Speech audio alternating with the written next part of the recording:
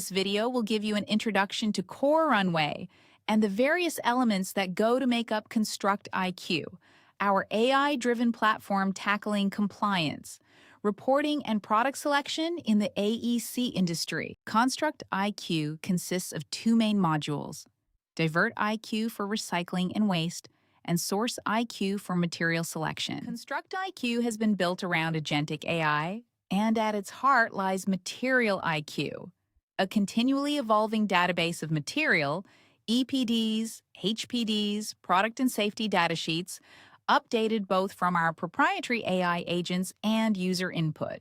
We'll get into the details in a second, but first, let's take a tour of the various modules and admin functions available once an account has been created.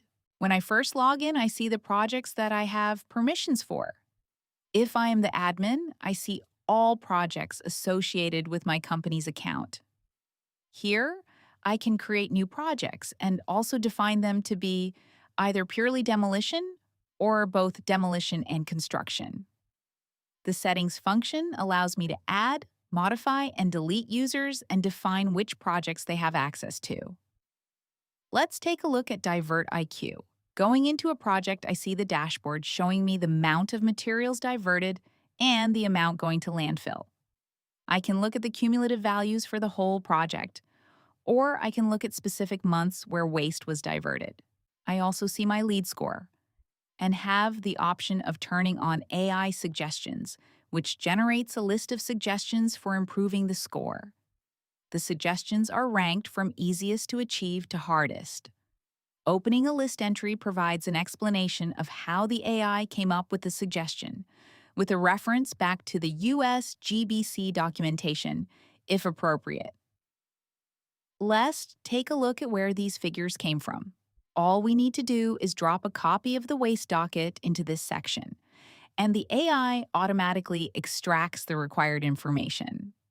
Let's take a look at one of the dockets. You can see it's handwritten, but the AI has no problem interpreting the document. The user CA also go in and manually edit the information or add additional data.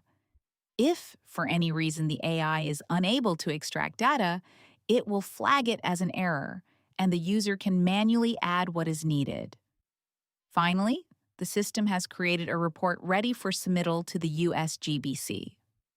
It is in the exact format required and can be downloaded at any time.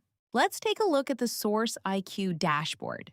Here we have two, one for BPDO and one for LEM. We see our lead point targets and the progress towards those goals. We can click on the AI recommendations to get a list, from easiest to hardest, of things we can do to improve our lead score. BPDO and LEM have separate dashboards and separate recommendations. Going over to the lead project info, we have a screen that allows us to fill in the top-level information of the overall lead project. This information will be used across the lead project.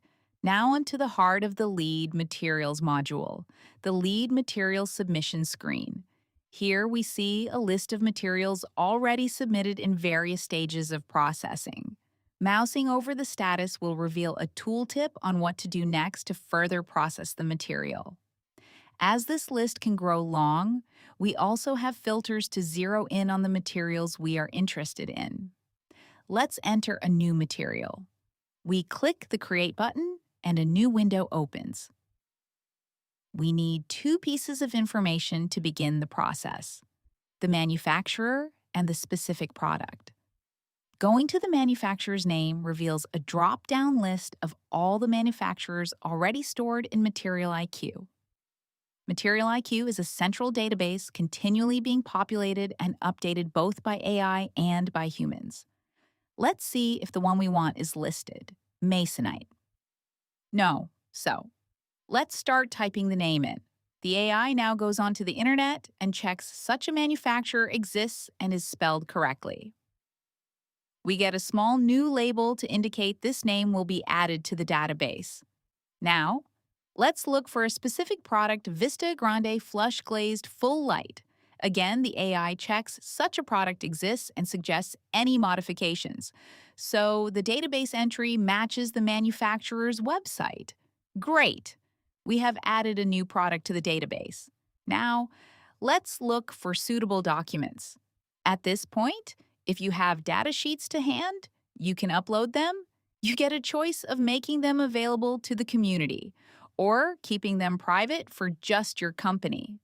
The tool will search the internet, prioritizing sites such as the manufacturer's website and curated lists such as EC3. Once a list is generated, the user can check if the documents are relevant and pick the ones they think are. This user input is used to train the AI agent selector, which gets more and more expert based on this training. Once we have selected the documents to work form, we download them to the database and click the Extract Data button. AI now goes through the documents looking for relevant information and populates the lead fields as it finds data. We save the results. If we want to populate the final lead report, we will also need to enter the sustainable material cost on the Submittal tab. Each of these stages is captured with a different label in the materials list. Let's go back into one of the materials that has been fully processed and see where the data came from. These fields with the green background have been populated by the AI. Next to each one is a link. Clicking the link takes the user to the original document, and the data source is highlighted.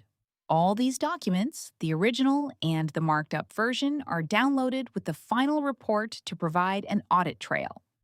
Okay, on to the final step. We can now download completed BPDO and LEM reports formatted in the LEAD 4.1 format. We will be supporting LEAD 5.0 from the 1st of June.